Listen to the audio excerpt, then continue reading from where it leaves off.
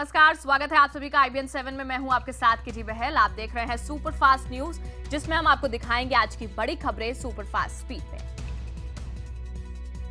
बांग्लादेश के खिलाफ one day series में शर्मनाक हार के बाद अगर सबसे ज्यादा नुकसान किसी एक खिलाड़ी का होगा तो वो है कप्तान धोनी। धोनी हार से बेहद मायूस है, लेकिन उनका कहना है कि वो खराब खेल के लिए ना तो साथी खिलाड़ी और ना ही स्पोर्ट्स स्टाफ को दोष देंगे। धोनी का ये भी कहना है कि अगर आलोचकों को लगता है कि टीम का नुकसान उनकी कप्तानी के चलते हो रहा है तो उन्हें पद नहीं चाहिए, क्योंकि भारत के लिए जीत ज्यादा मायने रखती है, न कि ये बात कि कप्तान कौन है। Yes, if it's a justifiable thing that, if you remove me and the Indian cricket will start doing really well, and if I am the reason for all the bad that's happening to Indian cricket, definitely I would love to step away and, play as a player, because ultimately what's more important is for the Indian team to win. Bangladesh के खिलाफ हार के बाद press conference में धोनी का ये जवाब अपने आप में बेहद हैरान करने वाला रहा। इससे पहले कि चयनकर्ता या फिर आलोचक धोनी की कप्तानी को लेकर उन्हें घेरते, वनडे टीम के कप्तान ने साफ किया कि उन्हें इस बात से बिल्कुल फर्क नहीं पड़ता कि उनकी कप्तानी रहे या जाए। It doesn't really matter who is the captain, because I was never really in line to become the captain. It was a job or a responsibility for me. I've taken that responsibility. Bharat को 2 बार world champion बनाने वाले Dhoni cricket इतिहास के सबसे कामयाब कप्तानों में से एक हैं, लेकिन हाल के सालों में उन्हें नाकामी और कड़ी आलोचना के दौर से गुजरना पड़ा है। धोनी ने हार और निराशा के बावजूद खुद पर कड़े सवालों की बौछार होने पर तिलमिलाने की बजाय उल्टे अपने आलोचकों को घेरने की मुद्रा में नजर आए। Well, that's a very good question. I'm always the one who is blamed for Indian cricket, so maybe that's a ultimate thing, that needs to be done, because it's all because of me that everything is happening. Team India को one day series में बांग्लादेश के खिलाफ शर्मनाक हार झेलनी पड़ी। दूसरे one day में बांग्लादेश ने भारत को 6 विकेट से हरा दिया। पिछले मैच में 5 विकेट झटकने वाले मुस्तफिजुर रहमान पहले ओवर से ही फॉर्म में आ गए। रोहित शर्मा मात्र 2 गेंद खेल पाए और बिना खाता खोले पवेलियन लौट गए। शिखर और विराट हालांकि मूड में दिख रहे थे। कोहली ने कुछ अच्छे शॉट भी लगाए, लेकिन ज्यादा देर तक विकेट पर नहीं टिक सके। पहली बार बांग्लादेश ने भारत के खिलाफ कोई सीरीज जीती है। यही नहीं, भारत के खिलाफ लगातार 2 मैचों में जीत भी मेजबान टीम को पहली बार मिली है। प्लेइंग 11 में बदलाव कर चुके धोनी ने प्लेइंग ऑर्डर में भी बदलाव कर खुद चौथे नंबर पर मोर्चा संभालने का फैसला किया। शिखर ने इस बीच अपना अर्धशतक पूरा कर लिया और भारतीय टीम भी 100 के आंकड़े को पार कर गई। हालांकि शिखर अर्धशतक के तुरंत बाद ही नासिर हुसैन के शिकार हो गए। रहाणे की जगह लाए गए रायडू का तो खाता भी नहीं खुला। 2 ओवर में 2 विकेट ने टीम इंडिया को एक बार फिर से बैकफुट पर ला दिया। धोनी और सुरेश रैना ने संभलकर खेलना शुरू किया, लेकिन रैना भी मुस्तफिजुर की जाल से बच नहीं पाए। इसके बाद धोनी जब 47 रन बनाकर आउट हुए तो तय हो गया कि भारतीय टीम ज्यादा देर तक जीतने वाली नहीं है। पूरी भारतीय टीम 45 ओवर में 200 रन पर आउट हो गई। बारिश की वजह से खेल बीच में रुक गया और जब शुरू हुआ तो बांग्लादेश को 47 ओवर में 200 रन का लक्ष्य मिला। गेंदबाजों की तरह ही बांग्लादेश के बल्लेबाजों ने भी सही शुरुआत की। मिडिल ऑर्डर में सभी ने हाथ चलाए। अश्विन के अलावा भारत का कोई भी गेंदबाज मेजबान टीम के लिए मुश्किल पैदा करने में सफल नहीं हुआ। नतीजा ये हुआ कि बिना किसी दबाव के मेजबान टीम ने ये मैच 9 ओवर रहते ही जीत लिया। अंतर्राष्ट्रीय योग दिवस के मौके पर रविवार को भारत समेत दुनिया भर के कई देशों में अलग अलग कार्यक्रम आयोजित किए गए। राजधानी दिल्ली के राजपथ पर भी एक भव्य योग कार्यक्रम का आयोजन किया गया। इस दौरान पीएम मोदी के साथ हजारों लोगों ने योग किया। राजपथ पर योग दिवस के कार्यक्रम में योग गुरु बाबा रामदेव भी मौजूद रहे। आपको बता दें कि प्रधानमंत्री मोदी की पहल पर संयुक्त राष्ट्र संघ ने 21 जून को अंतर्राष्ट्रीय योग दिवस के तौर पर मनाने का ऐलान किया था। राजपथ पर 35,000 से ज्यादा लोगों के साथ पीएम मोदी ने कई तरह के योग किए। कपाल भाती से लेकर भुजंगासन और पवन मुक्तासन जैसे सभी तरह के योगाभ्यास भी किए। शांति पाठ के साथ योगाभ्यास शुरू करते हुए पीएम मोदी ने वज्रासन में ध्यान लगाया, फिर अलग अलग मुद्राओं में भ्रामरी प्राणायाम किया।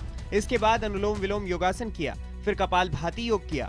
कपाल भाती के बाद शवासन में गए, फिर पवन मुक्तासन किया। इनके अलावा भलभासन से लेकर भुजंगासन भी प्रधानमंत्री ने लोगों के साथ किया। दिल्ली के राजपथ पर पहले अंतर्राष्ट्रीय योग दिवस के मौके पर Guinness book of world record में 2 रिकॉर्ड दर्ज हुए। योग दिवस पर यहां एक साथ 35,985 लोगों ने हिस्सा लिया। इसके अलावा यहां 84 देशों के नागरिक भी शामिल हुए। इससे पहले 19 नवंबर 2005 को ग्वालियर में 29,973 लोगों ने एक साथ योग अभ्यास किया था, जो कि एक विश्व रिकॉर्ड बनकर Guinness book of world record में दर्ज हुआ था। इसका आयोजन विवेकानंद केंद्र ने किया था। Our main purpose here today is to find out that we have enough participants. The record to beat for the largest yoga lesson is 29,973. So it's a very, very large number. We're hoping to get more. योग दिवस पर अंतर्राष्ट्रीय सम्मेलन को संबोधित करते हुए PM Modi ने कहा कि योग एक अवस्था है, कोई व्यवस्था नहीं। योग कोई संस्था नहीं है, बल्कि ये तो आस्था है। राजपथ पर करीब 37,000 लोगों के साथ योगाभ्यास करने के बाद पीएम मोदी विज्ञान भवन पहुंचे। यहाँ समग्र स्वास्थ्य के लिए योग विषय पर अंतर्राष्ट्रीय सम्मेलन को संबोधित करते हुए पीएम ने योग को आस्था और अवस्था से जोड़ा। योग एक कमोडिटी नहीं है, योग वो ब्रांड नहीं है जो बिकाऊ हो सकती है। ये जीवन को जोड़ने वाला, जीवन को प्रकृति से जोड़ने वाला एक ऐसा महान उद्देश्य है जिसको हमने चरितार्थ करना है। पहले अंतर्राष्ट्रीय योग दिवस के मौके पर आयोजित कार्यक्रम से भले ही कांग्रेस और कुछ दूसरे राजनीतिक दल दूर रहे, लेकिन राजपथ पर आम आदमी पार्टी के नेताओं ने योग किया। राजपथ पर हुए कार्यक्रम में दिल्ली के मुख्यमंत्री अरविंद केजरीवाल और उप मुख्यमंत्री मनीष सिसोदिया शामिल हुए। इस दौरान उन्होंने भी योग किया। सीएम केजरीवाल ने कहा कि फिट रहने के लिए योग करना जरूरी है। मैं कई साल से योगा करता हूँ, रोज अपना सुबह, और अच्छी चीजें सबको करनी चाहिए, काफी लाभ होता है। योगा सबको करना चाहिए, योगा पे राजनीति नहीं होनी चाहिए। फर्जी डिग्री मामले में फंसे दिल्ली के पूर्व कानून मंत्री जितेंद्र सिंह तोमर की जमानत याचिका पर साकेत कोर्ट में आज सुनवाई होगी। शुक्रवार को मामले की सुनवाई में साकेत कोर्ट ने तोमर की 2 दिन की पुलिस रिमांड बढ़ाई थी। इस दौरान कोर्ट ने दिल्ली पुलिस को हिदायत देते हुए कहा था कि वो आगे रिमांड के लिए अर्जी न दे। इस बीच पुलिस रिमांड खत्म होने पर तोमर को न्यायिक हिरासत में भेज दिया गया। राजधानी दिल्ली के सरकारी अस्पतालों में आज से मरीजों को दिक्कतों का सामना करना पड़ सकता है। इन अस्पतालों में काम करने वाले करीब 15,000 जूनियर डॉक्टर अपनी मांगों को लेकर आज से अनिश्चितकालीन हड़ताल पर रहेंगे। इससे पहले जूनियर डॉक्टरों ने 1 दिन की सांकेतिक हड़ताल भी की थी, लेकिन उस पर उन्हें कोई जवाब नहीं मिला था। डॉक्टरों की मांग है कि अस्पताल में काम करने के लिए उन्हें बेहतर सुविधाएं मिले। डॉक्टरों का कहना है कि हड़ताल टकराव के लिए नहीं, बल्कि उनकी मांगों पर ध्यान देने के लिए उठाया गया कदम है। फिल्म पीपली लाइफ के को डायरेक्टर महमूद फारूकी को रेप के आरोप में गिरफ्तार कर लिया गया है। अमेरिका के कोलंबिया यूनिवर्सिटी की पीएचडी छात्रा ने फारूकी पर 28 मार्च को उनके दिल्ली स्थित सुखदेव विहार के घर में रेप का आरोप लगाया है। विदेशी महिला की शिकायत के बाद 19 जून को एफआईआर दर्ज कराई गई थी। पीड़ित लड़की का कहना है कि घटना के वक्त फारूकी नशे में थे। सूत्रों के मुताबिक घटना के बाद पीड़ित लड़की ने यूएस से फारूकी को मेल किया था। इसके बाद जवाब में फारूकी ने अपना माफीनामा लिखकर लड़की को मेल भेजा। इस बीच फारूकी की पत्नी और फिल्म पीपली लाइफ की डायरेक्टर अनुषा रिजवी ने ट्वीट पर अपने पति को बेकसूर बताया है। फिलहाल 6 जुलाई तक महमूद पुलिस हिरासत में है। उत्तर प्रदेश के बाद अब महाराष्ट्र में एक पत्रकार को जिंदा जलाने की सनसनीखेज वारदात हुई है। जानकारी के मुताबिक मारा गया पत्रकार मध्य प्रदेश के बालाघाट का रहने वाला था और खनन माफिया और चिटफंड घोटालों के खिलाफ लगातार खबरें दे रहा था। आरोप है कि खनन माफिया के 3 गुर्गों ने पत्रकार संदीप कोठारी का बालाघाट से अपहरण किया और उसे नागपुर ले जाकर जिंदा जला दिया। पत्रकार का जला हुआ शव महाराष्ट्र में वर्धा के पास एक खेत में मिला। इस सिलसिले में पुलिस ने 3 लोगों को गिरफ्तार किया है। मुंबई के मालवनी में जहरीली शराब से मरने वालों का आंकड़ा बढ़कर 100 से ज्यादा हो चुका है। जहरीली शराब के शिकार बने 35 लोग अब भी अस्पताल में भर्ती हैं। इस बीच महाराष्ट्र के शिक्षा मंत्री विनोद तावड़े ने पीड़ित परिवारों से मुलाकात की। इस दौरान मरने वालों के परिवारों को 1 लाख रुपए के मुआवजे का ऐलान किया। हालांकि मौत के बाद भी जहरीली शराब का धंधा थमा नहीं है। पकड़े गए आरोपी से पूछताछ के आधार पर पुलिस ने शहर में कई जगह छापेमारी की। अकेले मालवनी से ही 1000 लीटर से भी ज्यादा जहरीली शराब बरामद की गई है। पुलिस को इस मामले में कई और आरोपियों की तलाश है। इस बीच आज जहरीली शराब मामले की मुख्य आरोपी महिला ममता की किला कोर्ट में पेशी होगी। महाराष्ट्र के मुख्यमंत्री देवेंद्र फडणवीस ने मुंबई पुलिस आयुक्त राकेश मारिया से ललित मोदी से मुलाकात पर सफाई मांगी है। पिछले साल जुलाई के महीने में लंदन में ललित मोदी और राकेश मारिया की मुलाकात हुई थी। मुख्यमंत्री के दफ्तर से इस मामले में जानकारी मांगी गई है कि मुलाकात का उद्देश्य क्या था। मीडिया से रूबरू होते हुए सीएम फडणवीस ने कहा कि राकेश मारिया से जवाब मिलने पर आगे की कार्रवाई तय की जाएगी। उत्तर प्रदेश के शाहजहांपुर में पत्रकार जगेंद्र सिंह की हत्या के बाद पत्रकारों पर हमले का सिलसिला थमता नहीं दिख रहा है। वाहन चेकिंग के दौरान टीवी पत्रकार प्रेम शंकर गंगवार के साथ गाली गलौच और मारपीट का मामला सामने आया है। टीवी पत्रकार प्रेम शंकर का आरोप है कि वाहन चेकिंग के नाम पर तिलहर कोतवाली के थाना प्रभारी अनुज तिवारी ने उनको गाली दी और मारपीट की। इस दौरान स्कूटी पर सवार पत्रकार को स्कूटी से नीचे भी गिरा दिया गया। टीवी पत्रकार पर हमले की खबर के बाद स्थानीय पत्रकार आक्रोशित हो गए और विरोध जताते हुए आरोपी पुलिस वाले के खिलाफ कार्रवाई की मांग की। उत्तराखंड की राजधानी देहरादून में 12वीं की छात्रा की हत्या उसके सिरफिरे आशिक ने की। पुलिस के मुताबिक एक तरफा मोहब्बत में नाकाम होने के चलते इस सिरफिरे आशिक ने लड़की को मौत के घाट उतार दिया। देहरादून पुलिस ने इस हत्या का खुलासा करते हुए दावा किया है कि रवि राजपूत लड़की को उसके घर से भगाने के लिए अपने 2 साथियों के साथ आया था। लेकिन लड़की के इनकार के बाद रवि ने अपने दोनों साथियों के साथ मिलकर उसकी हत्या कर दी और फरार हो गया। पुलिस ने रवि राजपूत और उसके दोनों साथियों को गिरफ्तार कर लिया है और साथ ही हत्या में इस्तेमाल किए गए सरिये और स्कार्फ के टुकड़े भी पुलिस ने बरामद कर लिए हैं। राजस्थान के श्रीगंगानगर जिले के जवाहर नहर इलाके में दबिश के दौरान 8 महिलाओं और 5 युवकों को संदिग्ध अवस्था में गिरफ्तार किया है। गुप्त सूचना के आधार पर ट्रेनी IPS चूनाराम और CEO सिटी राशि ने एक मकान पर छापा मारा। मकान की तलाशी के दौरान 65,000 रुपए भी बरामद किए गए। गौरतलब है कि स्थानीय पुलिस को कई दिनों से देह व्यापार की सूचना मिल रही थी, जिसके बाद पुलिस ने छापेमारी की। बिहार विधानसभा चुनाव से ठीक पहले एनडीए में घमासान मच गया है। एनडीए के 2 घटक आमने सामने हैं। चुनाव में उम्मीदवारों को लेकर रामविलास पासवान और जीतन राम मांझी में ठन गई है। पटना में प्रेस कॉन्फ्रेंस के दौरान रामविलास पासवान और उनके छोटे भाई पशुपतिनाथ पारस ने बीजेपी में मांझी समर्थक 5 विधायकों को टिकट नहीं देने की शर्त रखी है। एलजेपी नेताओं का कहना है कि अगर मांझी समर्थक इन विधायकों को टिकट दिया जाता है तो पार्टी उनके खिलाफ अपना उम्मीदवार उतारेगी। गौरतलब है कि 2005 में जेडीयू में जाने से पहले ये 5 विधायक रामविलास पासवान की एलजेपी में थे। छत्तीसगढ़ के जगदलपुर के तीरथगढ़ वाटरफॉल में फंसे 6 लोगों को 18 घंटे के बाद बचा लिया गया। बचाए गए लोगों में 4 सैलानी और 2 मंदिर के पुजारी हैं।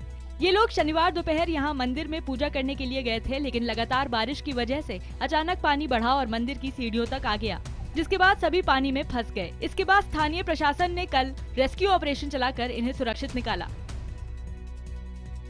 महोबा में ऐतिहासिक चंदेल कालीन रायकोट मंदिर में राम जानकी और लड्डू गोपाल की मूर्तियां हुई चोरी। अष्टधातु की इन बेशकीमती मूर्तियों की अंतर्राष्ट्रीय बाजार में कीमत करीब 15 करोड़ रुपए है। महोबा रायकोट मंदिर से राम जानकी और लड्डू गोपाल की मूर्तियां चोरी होने से इलाके के लोग सख्ते में हैं। मंदिर में अष्टधातु की ऐसी 18 बेशकीमती मूर्तियां थी, जिनमें से 3 चोरी हो गई हैं। मंदिर के कुछ लोगों पर भी शक जताया जा रहा है। फिलहाल 2 लोगों को हिरासत में लेकर पूछताछ की जा रही है। महोबा में चंदेल शासक राजा परमार ने रायकोट में इस मंदिर को बनवाया था। कैलाश मानसरोवर की यात्रा को आसान बनाने के लिए आज से सिक्किम का नाथुला पास खोला जाएगा, जिससे चीन और भारत सीमा से बस के जरिए श्रद्धालु कैलाश मानसरोवर की यात्रा कर सकेंगे। इससे पहाड़ी रास्तों पर चलकर और घोड़े पर बैठकर सफर करने की मुश्किलों से बचा जा सकेगा। बता दें कि 44 श्रद्धालुओं और सहायता कर्मियों का पहला जत्था आज नाथुला पास से चीन में प्रवेश करेगा। ये जगह यहाँ से करीब 31 किलोमीटर दूर है।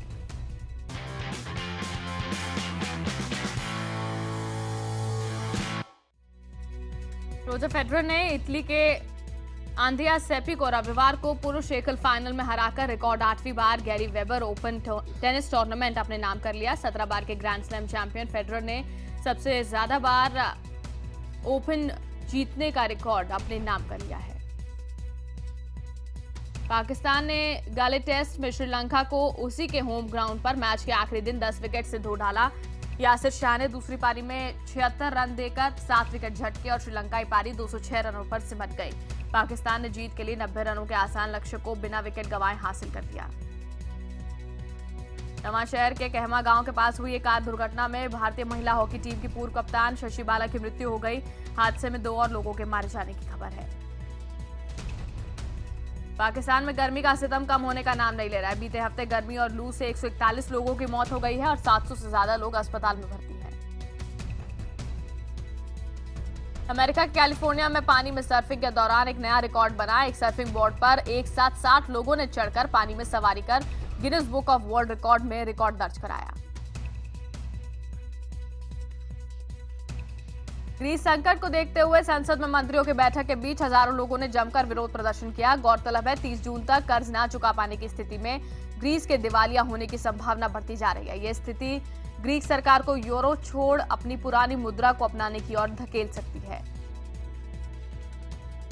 माइक्रो ब्लॉगिंग साइट ट्विटर पर बॉलीवुड अभिनेत्री प्रियंका चोपड़ा के फॉलोअर्स की संख्या 1 करोड़ हो गई है। उनका कहना है वो खुद को बेहद भाग्यशाली महसूस कर रही हैं।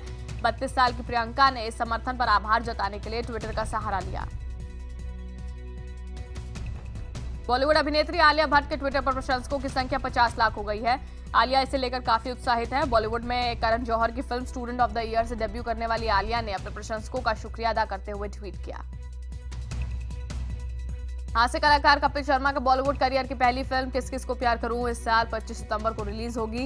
इस फिल्म का निर्देशन अब्बास मस्तान ने किया है। कॉमेडी नाइट्स विद कपिल के सह अभिनेता सुनील ग्रोवर ने ट्विटर पर फिल्म के रिलीज की तारीख का ऐलान किया और उन्हें बधाई दी। बॉलीवुड के नए नवेले अभिनेता अमित साध अपनी आने वाली फिल्म अकीरा के लिए कड़ी मेहनत कर रहे हैं। अमित साध इन दिनों AR मुरुगदौस की फिल्म अकीरा में काम कर रहे हैं। फिल्म में सोनाक्षी सिन्हा की मुख्य भूमिका है।